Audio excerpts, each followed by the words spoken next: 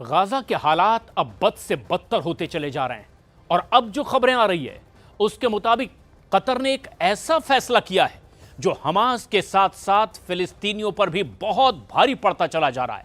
और अब हालात तो ये हो गए हैं कि गाजा के कई इलाकों में लोगों को रोटियों के लिए भी तरसना पड़ रहा है। वहां से आ रही तस्वीरों को देखकर ऐसा लग रहा है मानो गाजा में अब शुरू हो चुका है महाविनाश।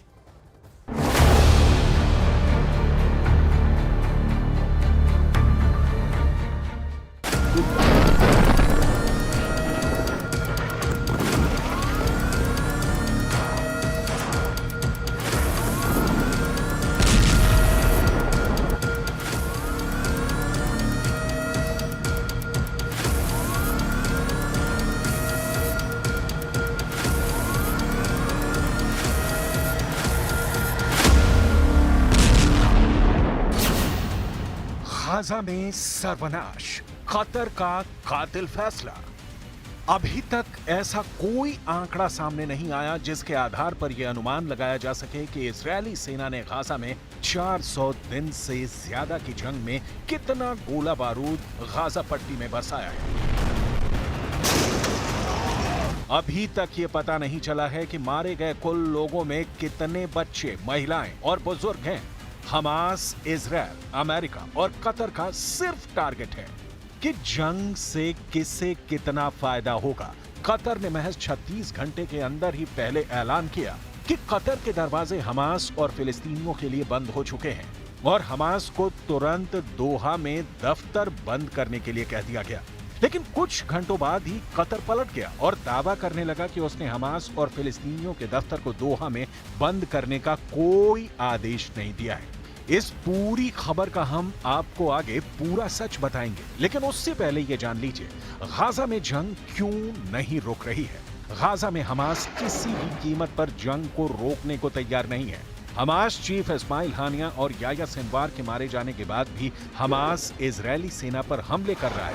हमास किसी भी कीमत पर 100 से ज्यादा इजरायली और अमेरिकी बंधकों को छोड़ने को तैयार नहीं है। दूसरी तरफ इजरायल की पूरी कोशिश है कि वो पूरी गाजा पट्टी पर पूरी तरह से कंट्रोल कर ले। इसी को लेकर इजरायली सेना ने पिछले 18 घंटे में गाजा पट्टी में जबरदस्त हमले किए हैं। जरा देखिए। इजरायली सेना उत्तरी गाजा, मध्य गाजा, गाजा शहर, जबालिया, खान यूनुस और रफा में जबरदस्त हमले कर रही है। पिछले 18 घंटे में लगभग 40 से ज्यादा फिलिस्तीनी मारे जा चुके हैं, जिसमें कुछ हमास लड़ाके भी हैं। 401 दिन की गाजा जंग में 43,552 फिलिस्तीनी मारे गए हैं और 1,02,765 घायल हुए हैं, जबकि कुछ रिपोर्ट्स में दावा किया गया है कि मृतकों की वास्तविक संख्या अधिक हो सकती है। एक अनुमान के मुताबिक गाजा पट्टी में नष्ट हुई इमारतों के मलबे में 10,000 शव दबे हुए हैं। संयुक्त राष्ट्र मानवाधिकार कार्यालय ने गाजा में मारे गए लोगों में 70% बच्चे और महिलाओं के मारे जाने पर निंदा की है। कुछ रिपोर्ट के मुताबिक गाजा पर लगभग 86,000 टन बम, गोला बारूद इजरायली सेना द्वारा अब तक गिराए जा चुके हैं।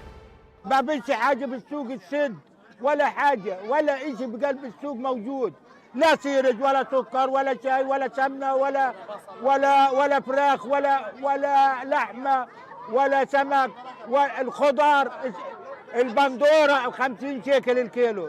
من وين نجيب يا عمي؟ معناش. احنا مش عارفين وين بدنا نروح، يعني عن جد احنا مش عارفين ايش الحل اللي وصلنا لها.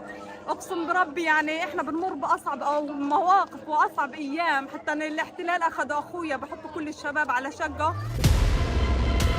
जरा इजरायली सेना के लड़ाकू हेलीकॉप्टर से हमले का ये वीडियो देखिए। 7 महीने में 8वीं बार मध्य गाजा में अल अक्सा अस्पताल के परिसर में बम और रॉकेट बरसाए जा रहे हैं। आप इस वीडियो में साफ देख सकते हैं कि दीर अल बलाह में अल अक्सा अस्पताल के बाहर लोग हमले होते ही बदहवास होकर जान बचाने के लिए भाग रहे हैं। इजरायली हेलीकॉप्टर की गोलीबारी से जोरदार धमाकों की आवाज सुनाई दे रही है। मौके पर मौजूद लोगों का दावा है कि इजरायली सेना ने फिलिस्तीनी चिकित्सा अधिकारियों के टेंटों पर हमले किए हैं।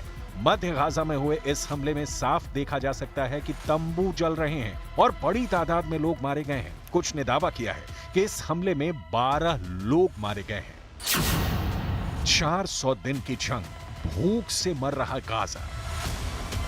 पूरी गाजा पट्टी में हो रहे हमलों पर ना तो कोई सवाल पूछने वाला है और ना ही कोई जवाब देने वाला है। हालात बद से बदतर हैं। जरा ये वीडियो देखिए, भूखे फिलिस्तीनी एक एक रोटी के लिए तरस रहे हैं। ये तस्वीरें गाजा में दीर अल बला इलाके की हैं, जहां सैकड़ों लोग एक रोटी हासिल करने के लिए जुटे हुए हैं। भूखे पेट रोटी के लिए भयंकर धक्का मुक्की करते ये फिलिस्तीनी 400 दिन से ज्यादा की जंग में इतने ज्यादा बेबस और लाचार हैं कि कई फिलिस्तीनी भूख से मरने की कगार पर पहुंच चुके हैं। हैरानी की बात तो यह है कि हमास और फिलिस्तीनियों के हमदर्द बनने वाले कतर और मिस्र जैसे देश इस पर मुंह तक नहीं खोल रहे हैं। यहाँ रोटी की इतनी ज्यादा जरूरत है कि रोटी बनाने के लिए मशीनें तक लगा दी गई हैं, लेकिन उसके बावजूद हर किसी को रोटी नहीं मिल पा रही है। गाजा की ये तस्वीरें दिखा रही हैं कि 400 दिन से ज्यादा की जंग में अब फिलिस्तीनी एक एक रोटी के लिए जंग कर रहे हैं। المؤسسات الإنسانية، الصليب الأحمر، أجوز، كل المؤسسات الدولية إنها تنظرنا بنظر العطف، إنهم يجيبوا لنا دقيق داخل مواد غذائية إن لغزة، إحنا محرومين الخضرة، إن أكثر شهر ما بنشوف الخضرة ولا بنشوف حاجة ولا إشي، يعني صرنا زي الشمال، وبعدين المعبر نسكر له فترة كبيرة وبخشش عنا مواد غذائية। जरा इजरायली सेना की तरफ से जारी किया गया ये ड्रोन वीडियो देखिए। उत्तरी गाजा के जबालिया का ये वीडियो दिल दहला देने वाला है। इस वीडियो में हजारों फिलिस्तीनी जबालिया छोड़कर भाग रहे हैं। जबालिया पूरी तरह से तबाह और बर्बाद नजर आ रहा है। लंबी कतारें लगाए हजारों फिलिस्तीनी बेहद बुरी हालतों से गुजर रहे हैं। हम आपको बता दें कि इजरायली सेना इसी इलाके में पिछले 24 घंटे में दर्जनों हमास लड़ाकों को मार दिया है। इजरायली सेना का दावा है कि लगभग 20,000 फिलिस्तीनी इलाका छोड़कर भाग गए हैं, जबकि 150 हमास लड़ाकों को गिरफ्तार किया गया है। हमास चीफ याह्या सिनवार की मौत के बाद से हमास के हालात खराब हैं और हजारों फिलिस्तीनी हमलों से बचने के लिए सुरक्षित जगहों पर पहुंचने के लिए भाग रहे हैं। अब ऐसे हालात में कतर जैसे देश क्या कर रहे हैं, जो हमास इजरायल के बीच समझौता कराने की कोशिश कर रहे हैं। पश्चिमी मीडिया और कतर दोनों की तरफ से ऐसे दावे किए जा रहे हैं जो हैरान करने वाले हैं। 24 घंटे पहले पश्चिमी मीडिया ने दावा किया था कि कतर ने अपनी राजधानी दोहा में हमास का दफ्तर जबरन बंद करवा दिया है, लेकिन अब कतर कह रहा है कि हमास और फिलिस्तीन से जुड़े दफ्तर दोहा में बंद नहीं किए गए हैं। कतर के विदेश मंत्रालय ने साफ किया है कि युद्ध विराम पर बातचीत में कतर के मध्यस्थता से पीछे हटने की पश्चिमी मीडिया रिपोर्टों का खंडन करता है। केवल इजरायल हमास वार्ता रुकी है। कतर ने साफ कहा है कि कतर के मध्यस्थता से हटने के बारे में मीडिया रिपोर्ट सही नहीं है। कतर अपने मध्यस्थता प्रयासों को फिर से शुरू करेगा। इधर इजरायली सेना ने बचे खुचे हमास कमांडरों को भी तेजी से निशाना बनाना शुरू कर दिया है। कुछ रिपोर्ट्स में यह दावा किया जा रहा है कि ट्रंप बहुत जल्द बंधकों की रिहाई को लेकर हमास के ठिकानों पर बड़े और घातक हमले इजरायली सेना के साथ मिलकर कर सकते हैं। जरा गाजा पट्टी का यह वीडियो देखिए। फिलिस्तीनियों के एक शिविर पर जबरदस्त एयर स्ट्राइक इजरायली सेना ने की है। इस 8 सेकंड के वीडियो में साफ देखा जा सकता है कि कुछ लोग तंबू वाले शिविर में अंदर की ओर जा रहे हैं। तभी एक मिसाइल उनके ऊपर आकर गिरती है और मौके पर मौजूद हमास के लड़ाके मारे जाते हैं। हम आपको एनिमेशन के जरिए पूरी खबर समझा देते हैं क्यों तुर्की हमास के कमांडरों के मारे जाने से नाराज है और इजरायल ने कैसे हमास के 3 कमांडरों को मार डाला है। दावों के मुताबिक जिस वक्त हमास के 3 कमांडर गाजा पट्टी के अल मवासी शिविर में मौजूद थे, ठीक उसी वक्त इजरायली सेना ने अल मवासी शिविर पर हमला कर दिया। दावा किया गया है कि इजरायली हवाई हमले में हमास के 3 टॉप कमांडर मौके पर ही मारे गए, जबकि 40 से ज्यादा लोग ऐसे भी मारे गए जो शिविर के आसपास मौजूद थे। इजरायली सेना का दावा है कि इस हमले में हमास का कमांड सेंटर भी तबाह कर दिया गया है, जहां से पूरे गाजा में हमलों को कंट्रोल किया जा रहा था। अब आप हमास के उन 3 कमांडरों के नाम भी जान लीजिए जिनके मारे जाने से तुर्की बुरी तरह से बदला लेने पर उतारू हो गया है। इजरायली सेना के दावों के मुताबिक दक्षिणी गाजा के रफा में हमास के तेल अल सुल्तान बटालियन के कमांडर महमूद हमदान और उसके साथी मारे गए हैं। पिछले 48 घंटे में इजरायली सेना के हमले में गाजा पट्टी में 67 से ज्यादा लोग मारे गए हैं, जिसमें लगभग 1 दर्जन के करीब हमास लड़ाके और उनके कमांडर मारे गए हैं। सबसे ताजा हमले में इजरायल ने 27 फिलिस्तीनियों को मार डाला है। खान यूनुस की एक इमारत में 13 लोग मारे गए हैं। इजरायली हमलों से सुरक्षित माने जाने वाले अल मवासी कैंप में इजरायली सेना ने सबसे भीषण हमले किए हैं। दावा किया गया है कि इजरायली सेना के इस हमले में हमास की हवाई इकाई के प्रमुख समर इस्माइल खादर अबू दक्का, हमास के सैन्य खुफिया मुख्यालय के प्रमुख ओसामा ताबेश और हमास के एक टॉप कमांडर अयमान मबौह को मार दिया गया है। मिडिल ईस्ट की मीडिया के मुताबिक इजरायल ने अल मवासी में अमेरिका निर्मित MK-84 बमों से हमला किया है। 907 किलो के अमेरिकी MK-84 बमों से ही हमास के 3 कमांडर मारे गए हैं। ايش ضايل بدهم خلص ينهوا انا بدي هدنه انا بطلب من كل الدول توقف معنا احنا بنطلب هدنه بدناش مساعدات يجيبوا لنا بدناش اكل احنا بدنا نعيش على المي معي بس احنا بدنا هدنه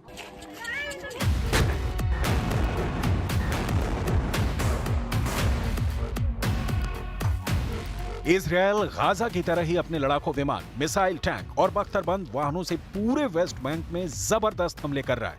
इधर तुर्की शुरू से ही इजरायल को चेतावनी दे रहा है कि वेस्ट बैंक को गाजा बनाने की जरा भी भूल मत करना, वरना तुर्की चुप नहीं बैठेगा। कुछ रिपोर्ट में दावा किया गया है कि तुर्की के हजारों सैनिक, टैंक, तोप और लड़ाकू विमान जंगी तैयारी करने लगे हैं। अब ऐसे में सवाल उठता है कि क्या तुर्की सैन्य तौर पर इतना ताकतवर है कि तुर्की के इस्तांबुल से इजरायल की राजधानी तेल अवीव पर हमला कर सकता है? तुर्की के राष्ट्रपति ने मिस्र के साथ मिलकर एक ऐसा बयान दिया है जिसने इजरायल और अमेरिका के होश उड़ा दिए हैं। Veya ilaç bulamadığı için ölen her masumun sorumlusu İsrail ve destekçileridir. Ve yakın dostluk bağlarına sahibiz. Birçok meselede benzer tutum ve hedeflere sahip olduğumuz Mısır'la istişarelerimizi güçlendirme noktasında kararlıyız. והעקרונות הללו, אני חוזר ואומר, תואמים את מתווה ה-27 במאי שזכה לתמיכה אמריקנית. אני מבקש שוב להדגיש שהחמאס עד לרגע זה דבק בסרבנותו, הוא אפילו לא שלח נציג לשיחות בדוחה. ולכן את הלחץ צריך להפנות לחמאס ולסינואר ולא לממשלת ישראל. कुल मिलाकर हालात ये हो गए हैं कि गाजा तबाह हो रहा है और दुनिया मूक दर्शक बने देख रही है।